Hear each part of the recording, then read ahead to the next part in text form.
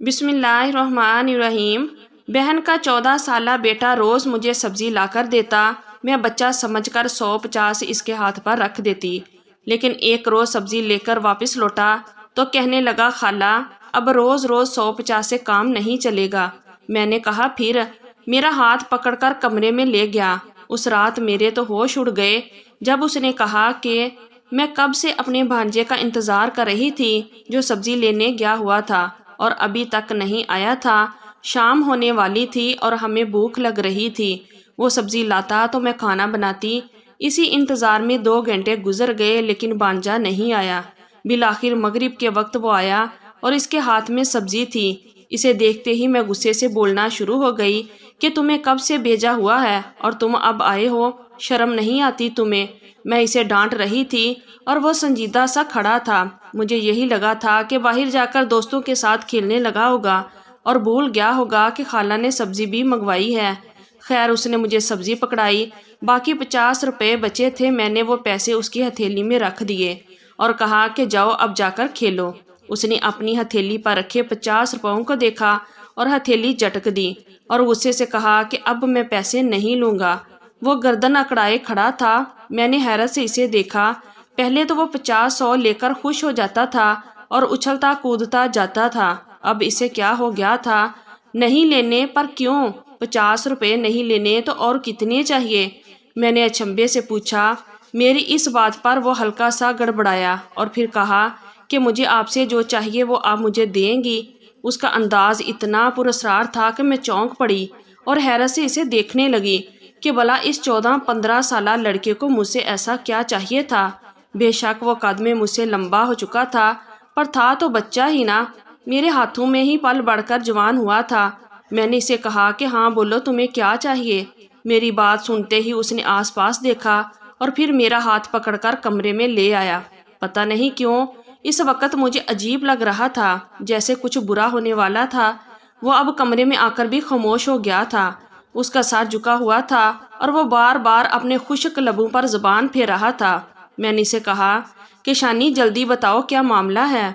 मेरे जहन में एकदम से आया था कि ये कहीं गलत सोबत में ना पड़ गया हो, पर उसने फिर जो बात की, इस बात ने मेरा दिमाग हिला दिया। मैं हैरत से आंखें फाड़े इसे देख रही थी। उसने ऐसा सोचा भी कैसे? गुस्से से मुझे अपने दिमाग की नसें फटती महसूस हुई थी। मैंने हाथ घुमाकर एक जोरदार थप्पड़ इसके मुंह पर दे मारा और गुस्से से दाढ़ी कि तुम्हें शर्म नहीं आती इस तरह की बात करते हुए? अपनी उम्र देखो और अपनी हरकतें देखो। दफा हो जाओ यहाँ से। वो मेरा थप्पड़ खाकर भी हिला नहीं था, बल्कि अपनी जगह पर डट कर खड़ा रहा। मैं इसका बाजू पकड़कर खींची कमरे से बाहर लाई। अब वो अपने बाजू छुड़ाते मुझसे यही कह रहा था कि खाला मेरी बात सुनो, मेरी बात को समझने की कोशिश करो। मैं अब बच्चा नहीं रहा, लेकिन मेरा दिमाग इस वक्त हिला हुआ था। मैंने इसे धक्के मारते हुए घर से निकाल दिया और शोर की आवाज़ पर मेरी बेटी सोते हुए उठकर बाहर आ गई।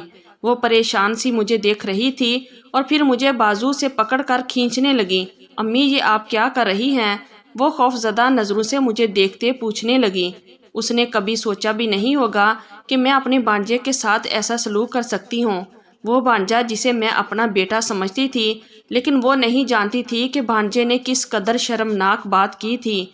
मेरा बस चलता तो डंडे से इसकी धुलाई करती, लेकिन बिन माँ का बच्चा था, ये सोचकर मैंने इसे बख्श दिया। अम्मी, आप पागल हो गई हैं क्या?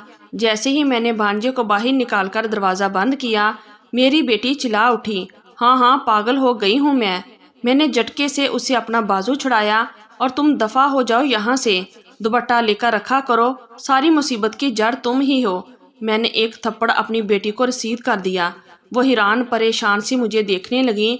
तलाक लेकर मेरे सर पर बैठ गई हो, अपना घर बसा नहीं सकी, यहाँ मुझे इम्तिहान में डाला हुआ है। मैं गुस्से से बड़बड़ा रही थी, जबकि मेरी बेटी बेयकीनी सी मेरी जानिब देख रही थी। इसकी आंखों में आंसू आ चुके थे, पर मैं इस कदर गुस्से में थी, इसकी तरफ ध्यान ही नहीं दिया। वो कुछ देर तो खड़ी रोती रही, फिर भागकर कमरे में चली गई। जाते ही कुंडी लगा ली। मैं थक हार कर चारपाई पर बैठ गई। मेरा सांस बुरी तरह से फूला हुआ था और अभी तक समझ में नहीं आया था कि हुआ क्या था, पर इतना ज़रूर जान गई थी कि 15 साला भांजा अब बच्चा नहीं रहा था और मेरी बेटी, हाँ वो हर बुराई की जड़ थी। میری اور میری چھوٹی بہن کی ایک ہی گھر میں شادی ہوئی تھی۔ ہمارے شوہروں کی آپس میں نہ بننے کی وجہ سے ہمارے گھر الگ الگ تھے اور ہم سالوں بعد ہی ملتے تھے۔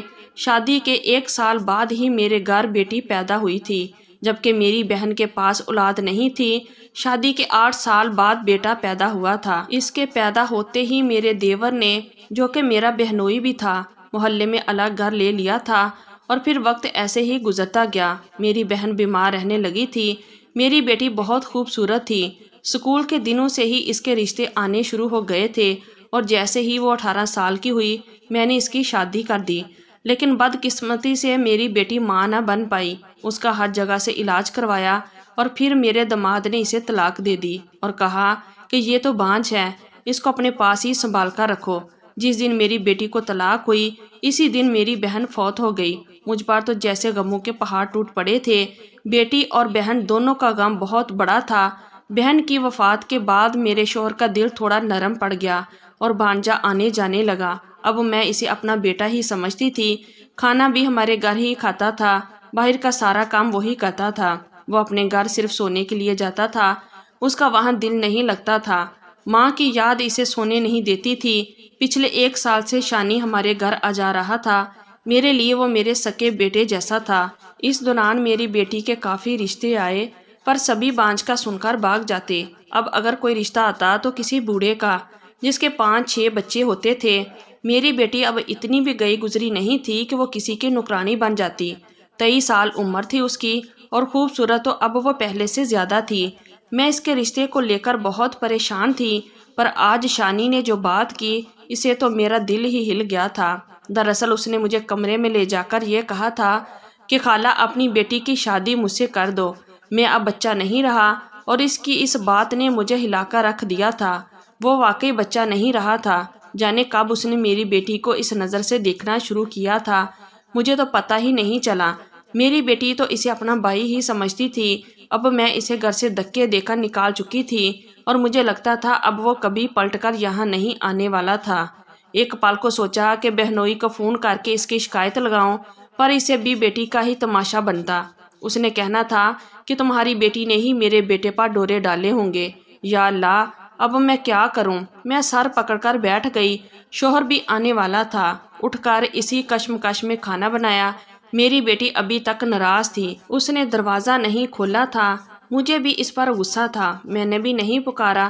خیر شوہر آیا تو میں نے اسے کھانا دیا اور آج جو بھی ہوا اسے بتا دیا، تاکہ بعد میں کوئی ایسی ویسی بات ہو تو وہ مجھ پر غصہ نہ کرے کہ میں نے اسے کچھ نہیں بتایا۔ وہ خاموشی سے میری بات سنتا رہا اور آخر میں بولا کہ لڑکا ابھی چھوٹا ہے، ورنہ تو سب ٹھیک تھا۔ میں نے حیرت سے اپنے شوہر کی طرف دیکھا اور غصے سے کہا کہ آپ کا تو دماغ خراب ہو گیا ہے، کیا بھول گئے ہیں آپ کے بھائی کی فطرت کیسی ہے؟ اور پھر لوگ تو ہمیں تانوں سے ہی مار ڈالیں گے۔ میں غصے سے بولی، تو پہلے کون سا لوگ ہمیں پھولوں کے ہار پہنا رہے ہیں؟ پہلے بھی تو ہمیں باتیں ہی سننا پڑ رہی ہیں۔ میرے شوہر نے بھی چڑ کر جواب دیا۔ اسے بھی غصہ آ گیا تھا۔ میں خاموش ہو گئی، جانتی تھی وہ بھی اتنا ہی پریشان ہے جتنی کہ میں۔ ابھی تھوڑی دیر ہی گزری تھی جب اچانک دروازے پر زور زور سے دستک ہونا شروع ہوئی۔ کوئی پاگلوں کی طرح دروازہ پیٹ رہا تھا۔ میرے شوہر نے جا کر دروازہ کھولا تو باہر شانی کھڑا تھا۔ اس کے چہرے کا رنگ اڑا ہوا تھا، چہرہ فک ہو چکا تھا اور اسے بولا بھی نہیں جا رہا تھا۔ کیا لینے آئے ہو اب تم یہاں؟ اسے دیکھتے ہی میرے شوہر نے غصے سے پوچھا۔ مجھے جب پتا چلا کہ بھانجا پھر سے آ گیا ہے، میں آگ بگولا ہو کر دروازے کی جانب بڑھی۔ تم پھر آ گئے ہو؟ جاتے ہو یا تمہارے باپ کو فون کروں؟ آج سے ہمارا تم سے کوئی رشتہ نہیں ہے، میں غصے سے کہتی دروازہ بند کرنے والی تھی جب اس نے میری بیٹی کا نام لیا۔ وہ مشی نے خودکشی کر لی، اس نے موبائل میرے سامنے کرتے ہوئے کہا اور ہمیں دھکا دیتے اندر داخل ہو گیا۔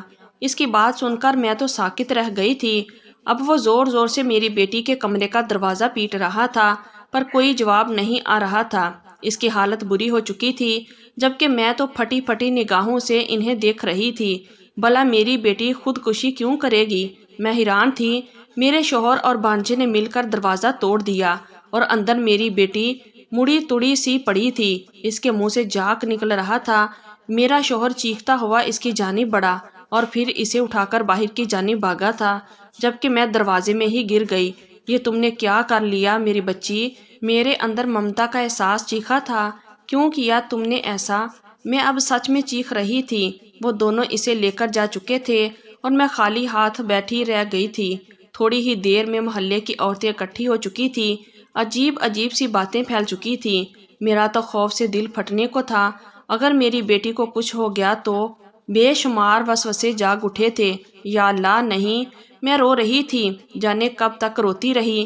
پھر اٹھی، جائے نماز بچھا کر نماز پڑھی، اور پھر نہ جانے کب تک اپنی بیٹی کے لیے دعا مانگتی رہی۔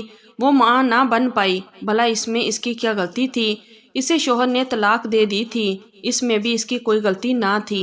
وہ میری اکلوتی بیٹی تھی، جان سے زیادہ پیاری تھی، لیکن جب سے اسے طلاق ہوئی تھی، لوگوں کی باتیں سن سن کر وہ مجھے بوجھ لگنے لگی تھی۔ میں اب اس سے ہر وقت خفا رہتی تھی، بلا وجہ ڈانٹ دیتی تھی۔ آج وہ سب مجھے یاد آ رہا تھا اور میرا دل تڑپ رہا تھا کہ خدارا میری بچی کو کچھ نہ ہو جائے۔ کتنی پاگل تھی نا میں! لوگوں کی باتیں سن سن کر اور لوگ کیا کہیں گے، یہ سوچ سوچ کر اپنی ہی بیٹی کو اذیت دیتی رہی تھی، اور آج تو میں نے حد کر دی تھی۔ اس نے اتنا بڑا قدم اٹھایا تھا، ورنہ وہ تو بڑی صابر اور شاکر تھی۔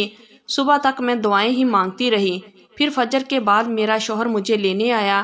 اس نے مجھے کچھ نہ بتایا اور میں دھڑکتے دل کے ساتھ ہسپتال آ گئی۔ میری بیٹی اب خطرے سے باہر تھی، اسے ہوش نہیں آیا تھا۔ بھانجا ایک جانب خاموش کھڑا تھا۔ ہم سب دعائیں کر رہے تھے۔ پھر مجھے دیکھتے وہ میرے پاس آیا اور کہنے لگا کہ خالہ، جس دن امی فوت ہوئی تھی، انہوں نے مجھے کہا تھا کہ میری آخری خواہش یہی ہے تم میشی سے شادی کر لینا۔ میں تب حیران رہ گیا تھا، چھوٹا تھا، سمجھ میں نہیں آیا کہ انہوں نے ایسا کیوں کہا، پر پھر بڑا ہوتا گیا۔ باہر لوگوں کی عجیب و غریب باتیں سنی، میشی کی حالت دیکھی تو احساس ہوا کہ امی جاتے جاتے کیوں مجھے اپنی خواہش میں باندھ گئی تھی۔ بس اسی لیے میں نے آپ سے میشی کو مانگا تھا۔ اس کی آنکھیں باہر آئی تھی اور میں بھی رو پڑی۔ مجھے پتہ نہیں تھا میری بہن کی یہ آخری خواہش تھی۔ اس نے بہت کچھ سہا تھا اور وہ نہیں چاہتی تھی میری بیٹی وہ سب سے۔ میں نے میشی کا میسج دیر سے دیکھا تھا۔ اس نے کہا کہ وہ اپنی زندگی سے تنگ آ چکی ہے۔ وہ اپنی امی کی آنکھوں میں خود کے لیے نفرت نہیں دیکھ سکتی۔ مر گئی تو سب مجھے معاف کر دینا، اور اگر بچ گئی تو سمجھ جانا اللہ نے میرا نصیب تمہارے ساتھ لکھا ہے۔ بیٹی کے الفاظ پر میں تڑپ اٹھی تھی۔ میں نے شوہر اور بھانجے سے معافی مانگی۔ میری بیٹی کو شام میں ہوش آیا تھا، اسے سینے سے لپٹا کر میں خوب روئی تھی۔ اپنے رویے کی معافی مانگی۔ بھلا بیٹیاں تو محبت کرنے کے لیے ہوتی ہیں، اگر ان حالات میں ماں باپ ان کا ساتھ چھوڑ دیں تو انہیں کون سہارا دے گا؟ میں اب یہ سمجھ چکی تھی، بہن کی آخری خواہش بھی مجھے عزیز تھی اور اللہ کی مسلط بھی جان گئی تھی۔ چنانچہ میں نے بیٹی کا ہاتھ بھانجے کے ہاتھ میں دے دیا اور ان دونوں کے لیے دل سے دعا کی تھی کہ اللہ ان کی آنے والی زندگی کو خوشگوار بنائے اور کسی کو بھی وہ دن نہ دکھائے جو اپنی بے وقوفی سے میں نے دیکھا تھا۔ تو یہ تھی ہماری آج کی سٹوری۔ اگر آپ لوگوں کو اچھی لگی ہے تو پلیز ویڈیو کو لائک کیجئے اور ہمارے چینل کو بھی سبسکرائب کیجئے، اور کمنٹ باکس میں اپنی رائے کا اظہار ضرور کیجئے۔